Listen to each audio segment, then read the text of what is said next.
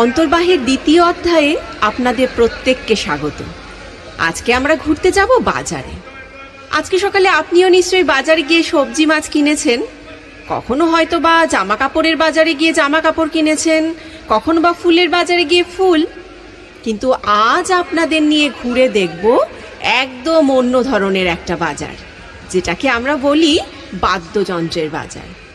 ইংলিশে musical instrument mart বা ছোট করে বললে মিউজিমার্টও বলা যেতে পারে। চলুন আজকে আমরা গল্প করতে করতে ঘুরে দেখি অন্তর্বাহের মিউজিমার্ট।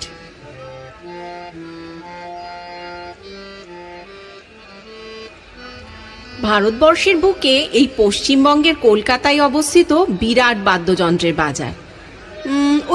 ওই যে লালবাজার থানা আছে না, ঠিক তার পিছন দিকে, যেটা সাধারণত রাধা বাজার নামে পরিচিত, সেখানেই রয়েছে এশিয়া মহাদেশের মধ্যে বৃহত্তম বাদ্যযন্ত্রের বাজার। সেই বাজারে যদি যেতে চান তবে আপনাকে কিন্তু ট্রাম লাইনের ধার ধরে রবীন্দ্র সরণির দিকে যেতে হবে, যেখানে ঠিক রাস্তার উপর রয়েছে সব থেকে সস্তা ইনস্ট্রুমেন্টের বাজার। স্বাধীনতার আগে থেকেই কিন্তু এই বাজার এখানে রয়েছে। হারমোনিয়াম, তবলা, বাঁশি, দোতারা, গিটার থেকে শুরু করে ঢোলক, নাল, খমক, মন্দিরা, জিপসি, অর্থাৎ সব ধরনের বাদ্যযন্ত্রই আপনি এই বাজারে পাবেন। আপনারা কি জানেন আমাদের দেশে শুধুমাত্র লোক বাদ্যযন্ত্রের গ্রাম আছে, যেখানে আপনি পাবেন একতারা, ডুবকি, খমক ইত্যাদি বিভিন্ন ধরনের লোক বাদ্যযন্ত্র। এছাড়া আমাদের সবার পরিচিত ওই যে এসপ্ল্যানেড মেট্রো স্টেশন, ঠিক তার কাছেই যে রয়েছে টিপু সুলতান মসজিদ, তার পেছন দিকের রাস্তায়ও আপনি বিভিন্ন বাদ্যযন্ত্রের দোকান খুঁজে পাবেন। আরও একটা কথা শুনলে আশ্চর্য হবেন, হাওড়া জেলার একটা বিখ্যাত গ্রাম নাকি তানপুরা গ্রাম নামে পরিচিত। এখানে তানপুরা আর সেতার তৈরি হয়।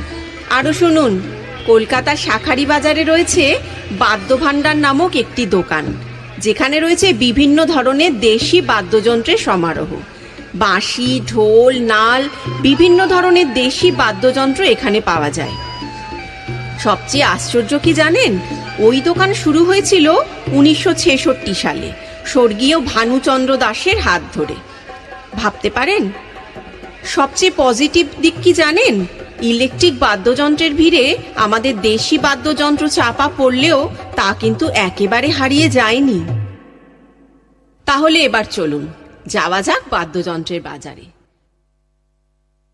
প্রথমেই যে দোকানটা আমরা দেখতে পাচ্ছি, ওই দোকানটা কিসের দোকান বলুন তো?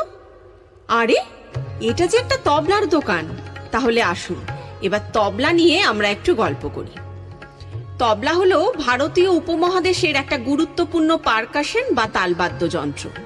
বাংলায় তবলার ইতিহাস বিশেষভাবে উল্লেখযোগ্য, কারণ এই বাদ্যযন্ত্র বাংলা সঙ্গীত চর্চার সাথে গভীরভাবে যুক্ত। তবলার উৎপত্তি নিয়ে একাধিক মত রয়েছে। অনেকে মনে করেন এটি পারস্য বা আরব দেশ থেকে প্রভাবিত হয়েছে, আবার অনেকে বলেন এটি পাখাওয়াজ বা মৃদঙ্গের ভাঙা সংস্করণ। কথিত আছে 1300 শতকে আমির খসরু প্রথম তবলাকে প্রচলন করেন। তার সম্পর্কে বলা হয় যে তিনি মৃদঙ্গ বা পাখোয়াজকে দুভাগে কেটে আধুনিক তবলার জন্ম দেন, যাতে তাল বজায় রাখা আরও সহজ হয়। যদিও এই ঐতিহাসিক সত্যতা বিতর্কিত, তবু বলা যেতে পারে তবলা সম্ভবত 1700 থেকে 1800 শতকের মধ্যেই তার আধুনিক রূপ পায়। বাংলায় তবলার প্রসার ঘটে ওই 1800 থেকে 1900 শতকে। বাংলার নবাব ও জমিদাররা হিন্দুস্তানি শাস্ত্রীয় সঙ্গীতের পৃষ্ঠপোষকতা করতেন। তার ফলেই তবলা শিল্পীরা বাংলায় আসা যাওয়া শুরু করেন। জানেন কি, কলকাতাই ছিল এই শিল্পচর্চার প্রধান কেন্দ্র। ভারতবর্ষে বেশ কিছু তবলার ঘরানার প্রভাব আমরা দেখতে পাই, যেমন লখনৌ ঘরানা, আজরারা ঘরানা, ফরুখাবাদ ঘরানা, পাঞ্জাব ঘরানা, বেনারস ঘরানা ইত্যাদি। ফারুখাবাদ ঘরানা বাংলায় অত্যন্ত জনপ্রিয়, কারণ এটি লিরিক্যাল ও বোল ভিত্তিক। এবার আমরা তবলার কিছু পার্টস সম্পর্কে জানি। তবলার ডান দিকের অংশকে বলা হয় চর্ম বা পর্ণি, আর মাঝখানে যে কালো দাগ যা সুর নির্ধারণে সাহায্য করে সেটি সিহাই বা গাব।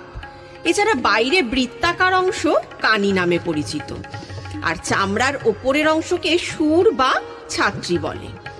আর যেটা দিয়ে চামড়া বাঁধা থাকে, ওই যে চামড়ার ফিতে যেটা আপনারা দেখেন, ওটাকে বলে গজরা। আর কাঠের বা ধাতুর মূল ঘটনকে বলে শরীর বা খোল। এছাড়া বাঁধন টান ঠিক রাখতে বাঁধা চামড়ার দড়ি, গুটি সুর ঠিক করার জন্য ব্যবহৃত হয়। আর রয়েছে বিড়া, তলার অংশ, যেখানে তবলা রাখা হয়। আর বায়া বা দগ্গা, যেটা বাম দিকের অংশ, সেখানেও থাকে একটা গজরা বা চামড়ার বাঁধন। এছাড়া খোল বা শরীর সাধারণত পিতল বা তামার তৈরি হয়। এই সব অংশ মিলেই তবলার পূর্ণ কাঠামো গঠিত হয়। এই ভারতবর্ষের বুকে অনেক খ্যাতনামা তবলাবাদক জন্ম নিয়েছেন। তাদের হাত ধরে তবলা আরো জনপ্রিয় হয়েছে। তাছাড়া তবলা শুধু শাস্ত্রীয় সঙ্গীতেই নয়, বাংলা আধুনিক গান, নাট্যসঙ্গীত, লোকসঙ্গীত, রবীন্দ্রসঙ্গীত প্রত্যেকটিতেই গুরুত্বপূর্ণ ভূমিকা রাখে। আরে অনেক বাঙালি গায়ক গায়িকা, সঙ্গীত পরিচালক এমন আছেন যারা তবলার ছন্দে তাদের গানও তৈরি করেছেন। তবলা বাংলার সঙ্গীত চর্চার এক অবিচ্ছেদ্য অংশ। তবলা এক ঐতিহাসিক এবং সাংস্কৃতিক সম্পদ। এর ছন্দ, বোল, নান্দনিকতা বাংলার সঙ্গীতকে করেছে সমৃদ্ধ ও বৈচিত্র্যময়। এর আবিষ্কার যেভাবেই হোক, ভারতীয় সঙ্গীত জগতে এর অবদান কিন্তু অনন্য। তাহলে চলুন এবার নাচের মাধ্যমে তবলার তালে তালে এর গুরুত্বটা আমরা বুঝে নিই।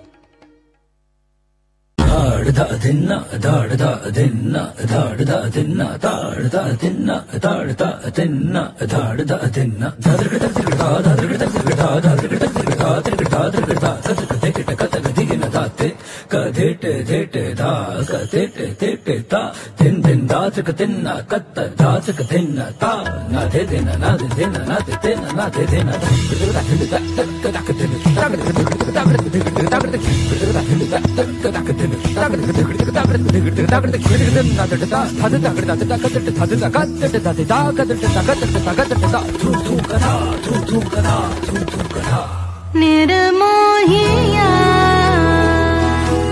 हर जाइया, निर्मोहिया हर जाइया। बैरी जिया मोरा बैरी जिया, बैरी जिया मोरा बैरी जिया, निर्मोहिया हर जाइया, निर्मोहिया।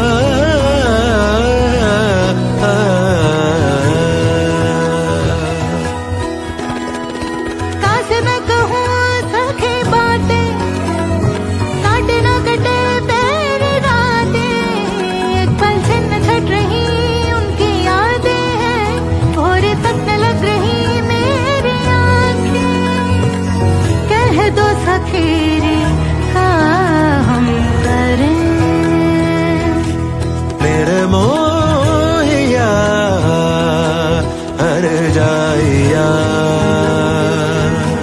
निर्मोहिया हर जाइया, निर्मोहिया। मगरेगा मगरे सरे बाबा बाबा रेगा मगा मगरे सरे दनी रे गनी रे मम रे गा मदनी दनी दा गा मदनी गनी दनी दा मम गरे दनी दा गनी दनी दनी दनी दनी दा बदा मम गरे दनी दनी दनी दा बदा मम मम गरे मा मम रा दा दनी नि दा बनी रे सा सा नि नि दा दा पा पा सा रे गा मनी नि दा दा बा बा मम रे गा रे गरे दनी दा मम गा मदनी रे गा मदनी रे गरे दनी दा मम दा मम गरे दा गा मदनी दा गा मदनी दा गा मदनी दा गा मदनी दा गा मदनी दा गा मदनी दा गा मदनी दा गा मदनी गा मदनी दा। बाबरा मन तेरी लगन में डूबना चाहे तेरे नयन में, बाबरा मन तेरी लगन में डूबना चाहे तेरे नयन। ना भी जाओ ना सताओ, भी जाओ ना सताओ। कैसे मैं कहूँ सखी बातें, काट ना कटे मेरी रातें, एक पल छिन्न छट रही उनकी यादें हैं, भोर तक न लग रही मेरी आंखें।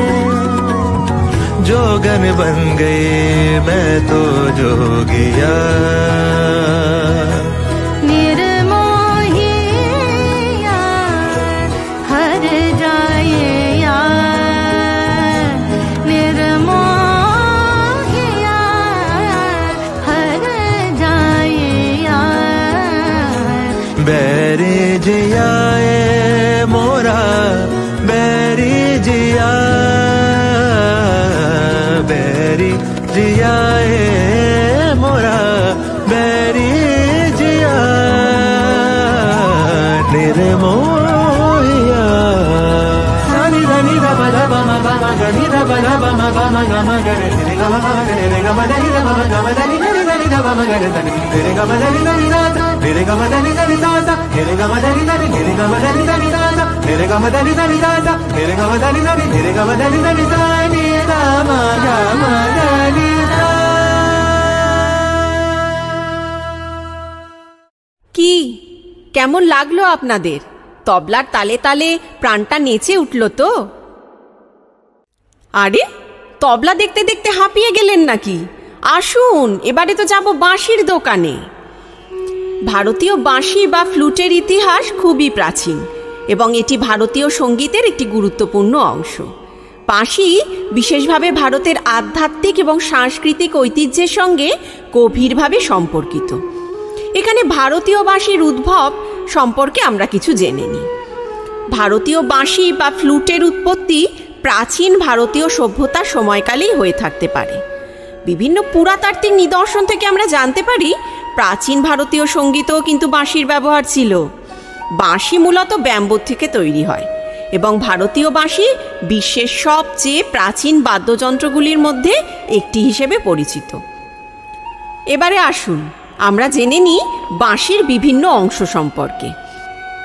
নল বা দেহ, ফু দেওয়ার ছিদ্র যেটাকে মুখছিদ্রও বলে, এছাড়া আঙুলের ছিদ্র যেটার অন্য নাম সুরের ছিদ্র, এছাড়া ফু দেওয়ার স্থান, ঠোঁটের জায়গা, আর সুর ঠিক করার ছিদ্র সেটা থাকতেও পারে নাও থাকতে পারে। এছাড়া থাকে গাঁট বা গিঁট, সুতোয় মোড়ানো বন্ধন, অলঙ্করণ রিং বা গহনা চক্র, পোড়া দাগ বা সুর নির্ধারণের দাগ। এবারে আমরা একটু বাঁশির ইতিহাস জেনে নিই। বাঁশির প্রথম উন্নত সংস্করণটি তৈরি হয়েছিল প্রাচীন ভারতীয় শিল্পীদেরই হাতে। সেগুলি ছিল সোজা বাঁশের পিপা বা পাইপ, যেগুলিতে ছিদ্র করা হয়েছিল সুর সৃষ্টি করার জন্যে। বাঁশির একটি বিশেষ ধরনের নাম ছিল বাঁশালি বা মুরলি, যা আজকের আধুনিক বাঁশির রূপে পরিণত হয়েছে। আজকের দিনে ভারতীয় বাঁশি বিভিন্ন ধরনের শৈলী এবং কৌশলে তৈরি হয়, যার মধ্যে সবচেয়ে জনপ্রিয় হল ভৈরবী, হংসধ্বনি, মালকৌশী ইত্যাদি। ভারতের সঙ্গীতজ্ঞরা, বিশেষ করে ভারতীয় শ্রোতার কাছে যিনি পরিচিত বাঁশির জাদুকর হিসেবে, সেই পণ্ডিত হরিপ্রসাদ চৌরাশিয়ার মতো বিখ্যাত বাঁশিবাদকরা আধুনিক সঙ্গীতে বাঁশির ভূমিকা আরও বিস্তৃত করেছেন। ভারতের বাঁশি এখন বিশ্বজুড়ে জনপ্রিয় এবং আন্তর্জাতিক সঙ্গীতের এক অবিচ্ছেদ্য অংশ হয়ে দাঁড়িয়েছে। এইভাবে ভারতীয় বাঁশি বা ফ্লুটের ইতিহাস এক দীর্ঘ ও সমৃদ্ধ পরম্পরা বহন করে, যা প্রাচীনকাল থেকে আধুনিক সময় পর্যন্ত এক অবিচ্ছিন্ন যাত্রার পরিচায়ক। আর ভারতীয় আধ্যাত্মিকতার ইতিহাসে কৃষ্ণের সঙ্গে বাঁশির তো অবিচ্ছেদ্য সম্পর্ক রয়েইছে। তাহলে এবার চলুন বাঁশির সুরে নাচতে নাচতে আমরা ধীরে ধীরে এগিয়ে চলি।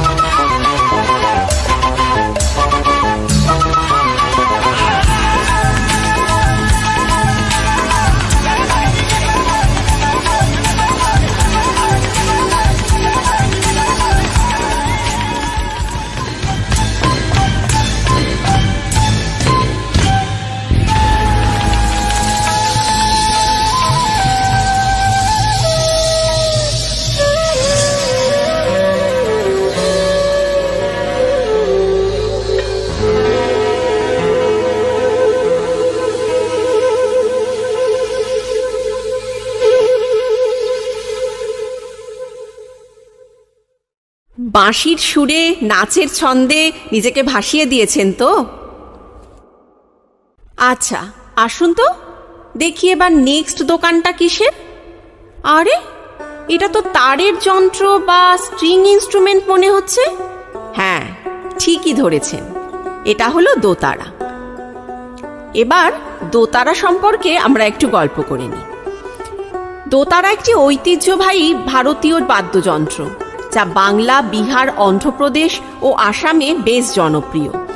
এটি মূলত একটি চতুর্ভুজ আকৃতির বাদ্যযন্ত্র, যা সাধারণত 2টি বা 4টি তার দিয়ে তৈরি হয় এবং আঞ্চলিক সঙ্গীতে বিশেষ ভূমিকা পালন করে। এটি মূলত ভারতের গ্রামীণ ও আঞ্চলিক সঙ্গীতে ব্যবহৃত একটি বাদ্যযন্ত্র হিসেবে বিকশিত হয়েছে।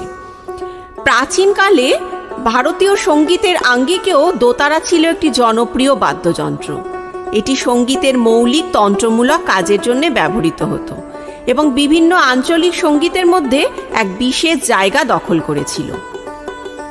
দোতারা জনপ্রিয়তা অনেকাংশে বাংলা ও বাঙালি গ্রামীণ সঙ্গীতের মধ্যে বৃদ্ধি পেয়েছে, বিশ্বনাথ আচার্য ও আরও অনেক সঙ্গীতজ্ঞের হাত ধরে। এদের পারফরমেন্সে দোতারা এক বিশেষ স্থান লাভ করেছে। দোতারার আকৃতি সাধারণত ছোট এবং এটি এক ধরনের পিঠপথ বাদ্যযন্ত্র। তারের সংখ্যা 2 থেকে 4টি হয় এবং এটি বাজানোর সময় আঙুলের সাহায্যে যে তারগুলো টানা হয় সেটি সুর সৃষ্টি করে। এর সুর অন্যান্য বাদ্যযন্ত্রের তুলনায় অনেকটাই কোমল এবং মধুর হয়। আসুন এবার দোতারার অংশ সম্পর্কে আমরা 2-4 কথা জেনে নিই। তন্তু, তন্তু চামচ, গলা, head, tuning peg, finger board, bridge, পিছনের কাঠ এবং ডেক, এই সমস্ত নিয়েই একটা দোতারা তৈরি হয়। সঙ্গীতপ্রেমীরা দোতারা বাজিয়ে তাদের অনুভূতিকে প্রকাশ করতেন এবং এটি লোকসঙ্গীতের একটি গুরুত্বপূর্ণ উপাদান হিসেবে বিবেচিত। ভারতে দোতারার মতো পাশ্চাত্য দেশে জনপ্রিয় হলো গিটার। গিটার একটি বিশ্বব্যাপী জনপ্রিয় বাদ্যযন্ত্র, যা পাশ্চাত্য সঙ্গীত থেকে শুরু করে ভারতীয় সঙ্গীতের ক্ষেত্রেও বিস্তৃত। গিটারের উৎপত্তি এবং ইতিহাস বেশ কিছু শতাব্দী ধরে বিস্তৃত এবং এটি আজ বিশ্বব্যাপী জনপ্রিয়। চলুন গিটারের ইতিহাস সম্পর্কে আমরা 2-4 কথা শুনি। গিটারের অগ্রদূত ছিল প্রাচীন ইউরোপীয় বাদ্যযন্ত্র, বিশেষ করে লিউট এবং গুতিয়ার। এই বাদ্যযন্ত্রগুলি 14 থেকে 1500 শতক পর্যন্ত ইউরোপে জনপ্রিয় ছিল। গিটারের আধুনিক রূপের উদ্ভব ঘটে 1500 সালের দিকে, বিশেষ করে স্পেনের মধ্যে। স্পেনের গুতিয়ার বাদ্যযন্ত্রই পরবর্তীকালে গিটারে রূপান্তরিত হয়। 1800 শতকের শেষের দিকে গিটারের আকার আরও বড় হতে থাকে এবং ইউরোপে এবং লাতিন আমেরিকায় গিটার খুব জনপ্রিয় হয়ে ওঠে। অ্যান্ড্রিয়াস সেগেভিয়া, যিনি গিটার বাদক হিসেবে সুপরিচিত, তার সময়কাল ছিল 1900 শতকের মাঝামাঝি, যেটাকে গিটারের উন্নতির জন্য একটা গুরুত্বপূর্ণ অধ্যায় হিসেবে ধরা যেতে পারে। গিটার প্রধানত 3 ধরনের হয়ে থাকে: অ্যাকুস্টিক গিটার, ইলেকট্রিক গিটার এবং বেস গিটার। এবার আসুন গিটারের কিছু পার্টস সম্পর্কে আমরা কথা বলি। তন্তু, প্লেকট্রাম, গলা, headstock, tuning peg, finger board, bridge, sound hole, pick up এবং স্ট্র্যাপ, এই সমস্ত জিনিস নিয়েই গিটার তৈরি হয়। গিটার এখন এক ধরনের সার্বজনীন বাদ্যযন্ত্র হয়ে উঠেছে। এটি rock, pop, jazz, blues, folk সঙ্গীতের অনেক শাখায় ব্যবহৃত হয়। ভারতীয় সঙ্গীতেও গিটার আধুনিক যুগে ব্যাপক জনপ্রিয়তা অর্জন করেছে, বিশেষত ফিউশন সঙ্গীতে। তাহলে এবার আমরা দোতারা ও গিটারের তারের জাদুতে নাচের তালে মেতে উঠে চলুন।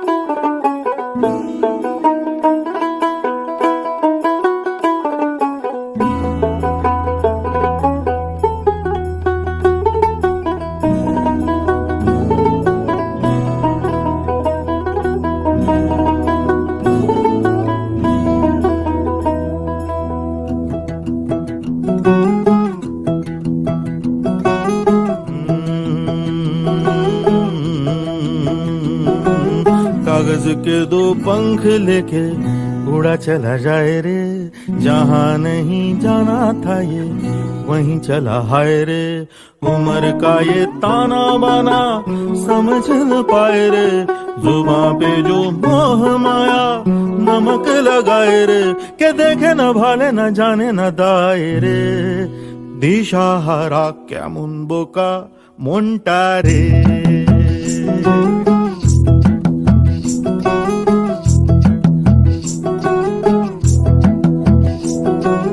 कागज के दो पंख लेके उड़ा चला जाए रे, जहाँ नहीं जाना था ये वहीं चला हाय रे। उम्र का ये ताना बाना समझ न पाए रे, जुबां पे जो मोह माया नमक लगाए रे, के देखे न भाले न जाने न दाए रे। दिशाहारा কেমন বোকা মনটা রে।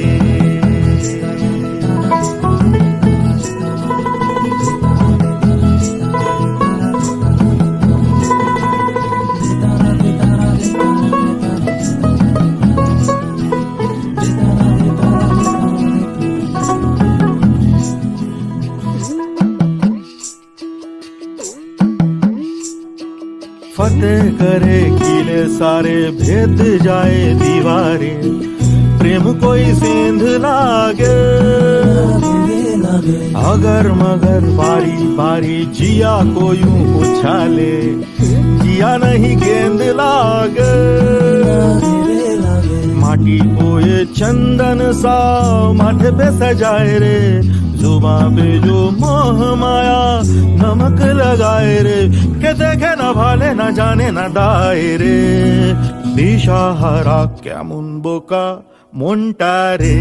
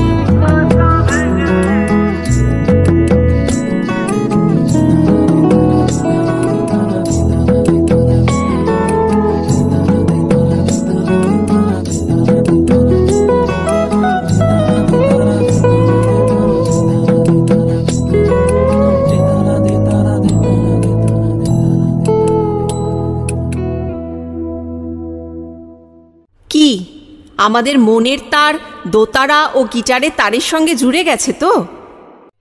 এবার স্বাদ বদলের পালা। ওই যে দেখুন, নেক্সট দোকানে অনেকগুলো মাটির কলস সাজানো আছে। কি দেখতে পাচ্ছেন তো? আসুন তো দেখি ওগুলো কি। ওগুলোকে কি বলে জানেন? ওগুলো হলো ঘাটাম। ঘাটাম হলো এক প্রকার ভারতীয় সঙ্গীত যন্ত্র, যা মূলত দক্ষিণ ভারতীয় সঙ্গীতে ব্যবহৃত হয়। এটি একটি মাটির তৈরি বাদ্যযন্ত্র এবং এটিকে পেটিক বাদ্যযন্ত্র হিসেবেও পরিচয় দেওয়া হয়। এর বিশেষত্ব হলো এটি হাতে ধরে বাজানো হয় এবং বাজানোর পদ্ধতি স্থানীয় আঞ্চলিকতার উপর নির্ভর করে ভিন্ন হতে পারে। ঘাটাম এক ধরনের ভারতীয় প্রাচীন বাদ্যযন্ত্র, যা বিশেষ করে কর্ণাটকী সঙ্গীতে ব্যবহৃত হয়। এটি মাটির তৈরি একটি বাদ্যযন্ত্র, যা সাধারণত মাটির পাত্র বা মাটির তৈরি ঢাকনার মতো দেখতে হয়। গীত সঙ্গীত এবং তালের জন্য এটি অত্যন্ত জনপ্রিয় এবং প্রায়শই তবলা, মৃদঙ্গ বা অন্যান্য তাল বাদ্যযন্ত্রের সাথেও এটিকে ব্যবহার করা হয়। ঘাটামের উৎপত্তি দক্ষিণ ভারতের তামিলনাড়ু, কেরালা এবং কর্ণাটক অঞ্চলে। এর উত্থাপন সম্পর্কে নির্দিষ্ট কোনো ইতিহাস জানা না গেলেও এটি প্রাচীনকাল থেকেই ভারতীয় সঙ্গীতের অংশ হিসাবে ব্যবহৃত হয়ে আসছে। একটি জনপ্রিয় মত অনুসারে প্রথমে তামিলনাড়ুর কৃষকরা ঘাটামকে কৃষিকাজের সময় ব্যবহার করতেন। পরে সঙ্গীতজ্ঞরা সঙ্গীত পরিবেশনের জন্য এটিকে ব্যবহার করতে শুরু করেন এবং ধীরে ধীরে এই প্রথা সঙ্গীতের একটি গুরুত্বপূর্ণ বাদ্যযন্ত্র হিসেবে গড়ে ওঠে।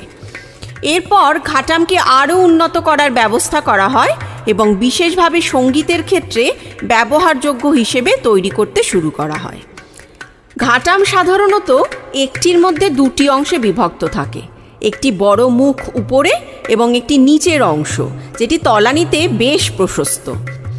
এর বাইরে থাকে মাটির গা, যেটি ডার্ক রঙের আবরণে মোড়া এবং তার বৈশিষ্ট্যপূর্ণ দোতক প্রকাশ করে।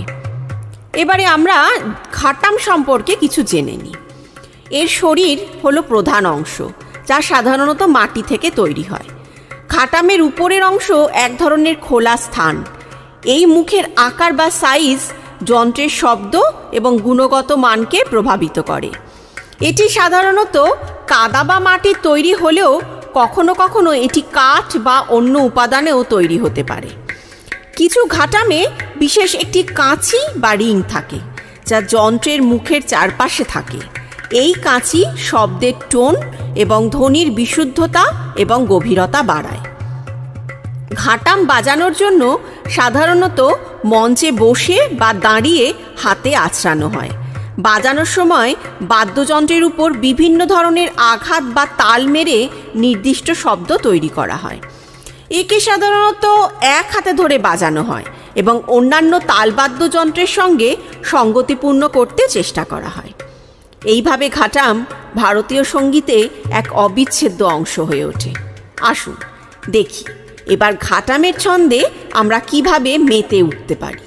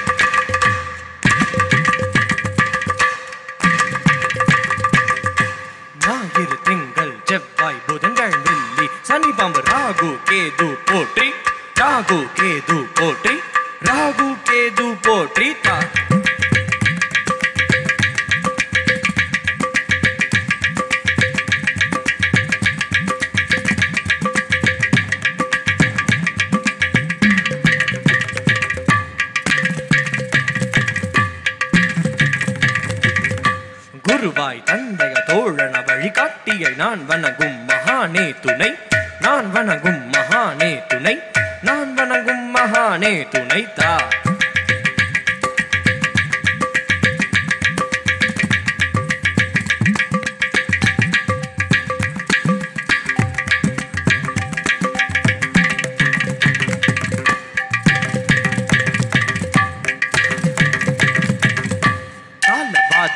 கலைய கற்று உணர எளிய வழி தேடி அச்சேத்திய குருவே துணைத்தா, அச்சேத்திய குருவே துணைத்தா, அச்சேத்திய குருவே துணைத்தா.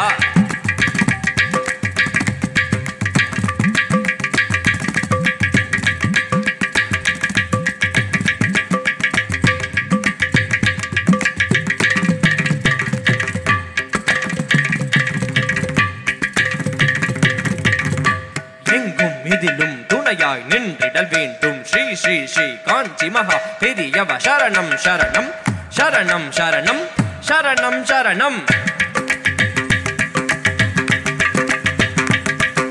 பிரதோஷ தினத்தில் தரிசனம் செய்து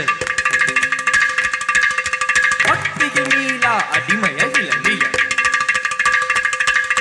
பிரதோஷ தினத்தில் தரிசனம் செய்து பக்தியில் மீளா அடிமையை விளங்கிய 64வது நாயன்மா இவர்தான் என ஸ்ரீ ஸ்ரீ ஸ்ரீ காஞ்சி மகா பெரியவ வாக்கினால் அருள் பெற்ற பிரதோஷ சிவ மீளா அடிமை உன் பாதம் திருவடி சரணம் தா தி, திருவடி சரணம் திருவடி சரணம் தா தி, திருவடி சரணம் திருவடி சரணம் திருவடி சரணம் தா.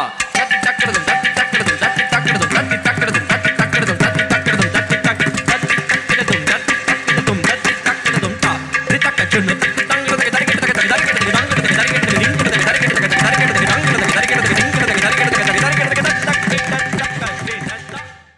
কি কলস বা ঘাটামের তালে এখনো আপনার মন নাচ করছে তো? এবার আসুন আমরা পরের দোকানে যাই। পরের দোকানটা সেই বাদ্যযন্ত্রের যেটা টলিউড থেকে বলিউড বেশিরভাগ গানেই ব্যবহৃত হয়, ঢোলক বা নাল। এটি একটি জনপ্রিয় এবং ঐতিহ্যবাহী ভারতীয় বাদ্যযন্ত্র, যা সাধারণত বাংলা সহ ভারতের বিভিন্ন অঞ্চলে ব্যবহৃত হয়। এটি দুইটি অংশে বিভক্ত, একটি বড় সাউন্ডিং হেড এবং একটি ছোট সাউন্ডিং হেড, যা একে একটি দোলক বা ডাবল ড্রাম হিসেবেও পরিচিতি দেয়। ঢোলক শব্দটি সম্ভবত ঢোল শব্দ থেকে এসেছে, যা বড় ধরনের তন্তু বা কাঠের ড্রাম বোঝায়। আর ক বা কেলি শব্দটি অনেকে তাল বা সঙ্গীতের কোনো মাপ হিসেবে উল্লেখ করেন। ফলে ঢোলক বা নাল শব্দটি আসলে একটি বড় তন্তু বা কাঠের ড্রাম, যা সঙ্গীতের জন্য ব্যবহৃত হয়। নাল সাধারণত পরিচিত মুম্বাই ঢোলক হিসেবে। নাল একটি ছোট আকারের ড্রাম এবং এর সাথে সঙ্গীত পরিবেশন করা হয়। নাল শব্দটি নাচ বা নৃত্য শব্দের সঙ্গে সম্পর্কিত, কারণ এটি নৃত্য এবং গানের সঙ্গে ব্যবহৃত হয়। তবে এটি তেমন এককভাবে সুর সৃষ্টি করে না, বরং অন্য বাদ্যযন্ত্রের সাথে মিলিয়ে সুর বা তাল তৈরিতে সহায়ক হিসাবে ব্যবহৃত হয়। ঢোলক বা নালের বিভিন্ন অংশ হল দেহ বা খোল, বাম চামড়া বা বাম ত্বক, ডান চামড়া বা ডান ত্বক, শাইহি বা কালি, যেটা black tuning pace spot in the centre of the head বলেও পরিচিত, মোচড় দড়ি বা টিউনিং বোল্ট, চামড়ার কিনারা বা রিম, বেস বা ছিদ্র। এই সমস্ত অংশ দিয়েই নাল তৈরি হয়। ঢোলক বা নাল বিভিন্ন অঞ্চলের সংস্কৃতির সঙ্গে সমন্বিতভাবে বিকশিত হয়েছে। পশ্চিমবাংলার শারদ উৎসব, যেটা দুর্গাপূজা নামে পরিচিত, এবং বাঙালি বংশী উৎসবের সঙ্গেও এটি অত্যন্ত জনপ্রিয়। দুর্গাপুজোর সময় যখন ঢাক বাজে তখন আমাদের কেমন নাচতে ইচ্ছে করে না? ঠিক তেমনই আসুন এখন আমরা ঢোলকের তালে তালে নেচে উঠি।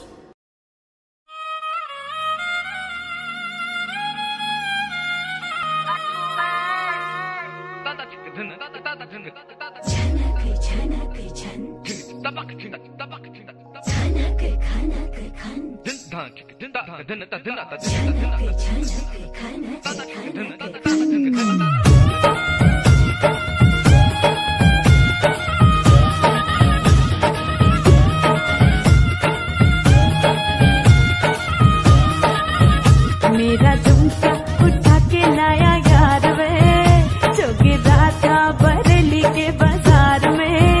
मैं तो ठुमका लगा के शर्मा गई, बोली घूम कर बता दे के मैं आ गई।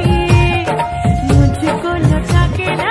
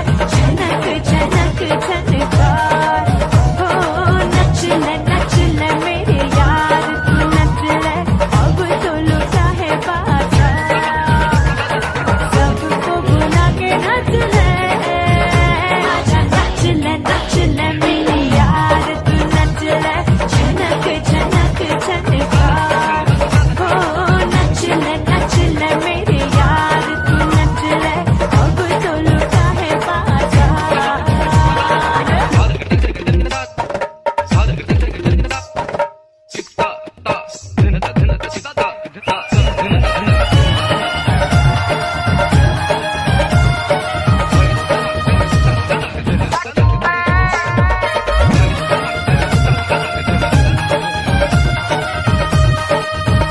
मैं तो कम सिन कली थी सरा तन के चली थी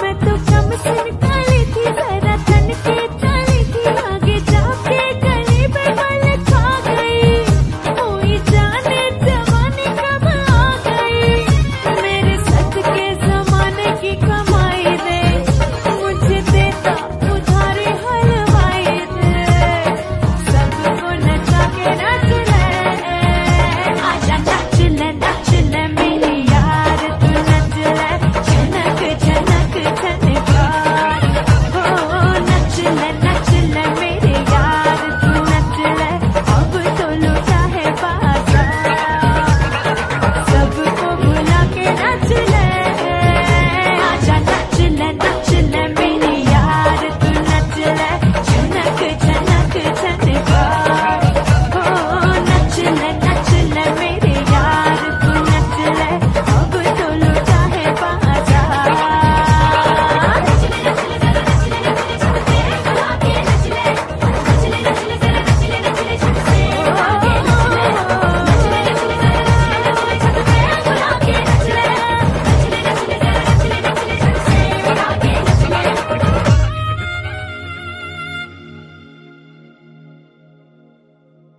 কি ঢোলকের তালে তালে নাচতে নাচতে আবার হাঁপিয়ে ওঠেননি তো?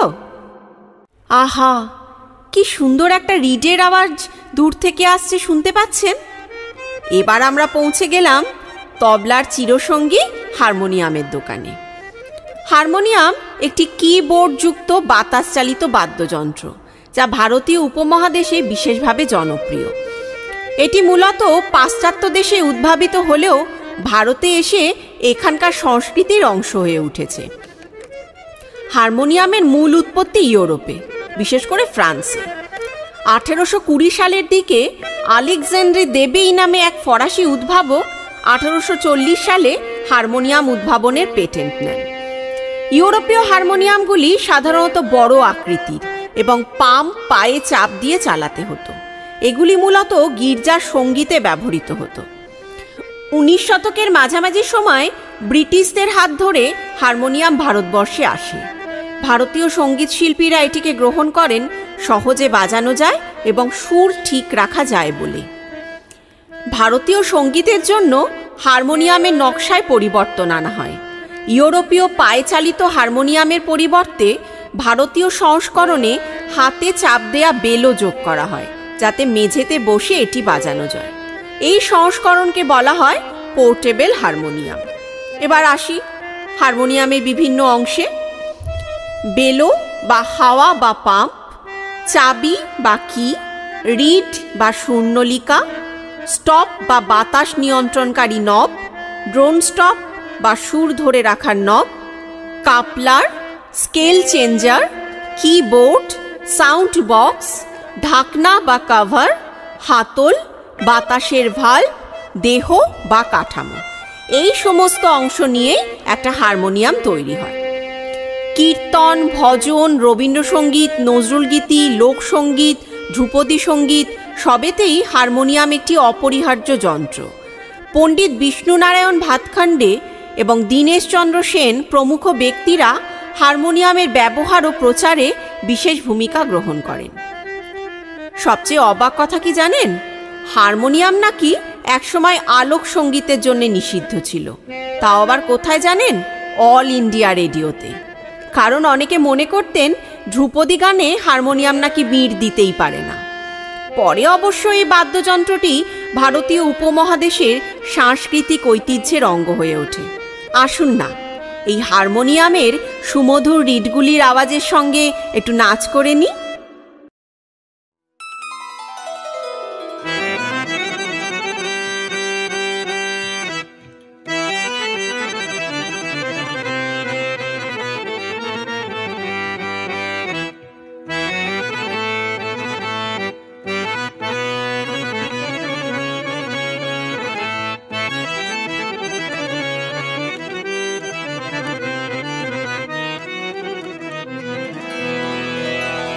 लब पर आए गीत सुहाने, माने न जियरा लाख बहाने।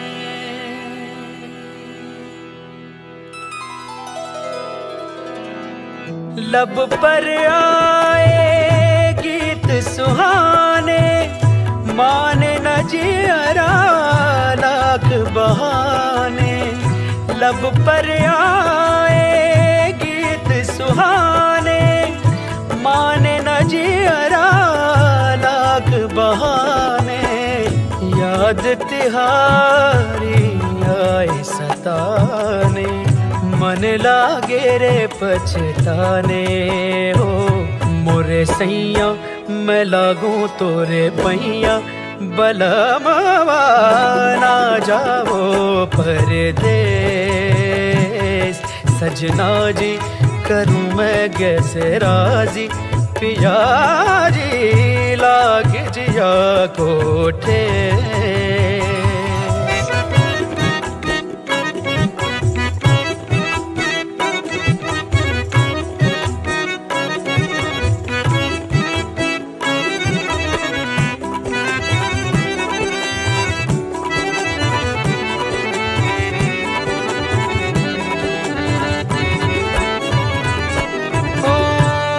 की पीरा कोई न जाने, मन ही जाने मैं जानूं न जाने बैरी ये दुनिया। आए न बादल नीर बहाने, ना कोई भंवरा न कलियां मुरझाए। हाय ये बगिया लड़ पछताऊं समझ न पाऊं, रूठ पिया को कैसे मनाऊं। भेद जिया के किसको दिखाऊं, किसको बताऊं कलेस हो। कन्हाई न छोड़ रे कलाई, दुहाई भूल न जा दरवेश। मोरे सैया मैं लागू तोरे पैया, बलमवा ना जाओ परदेस। लाग जिया कोठे, लाग जिया कोठे, लाग जिया को, लाग जिया को, लाग जिया को।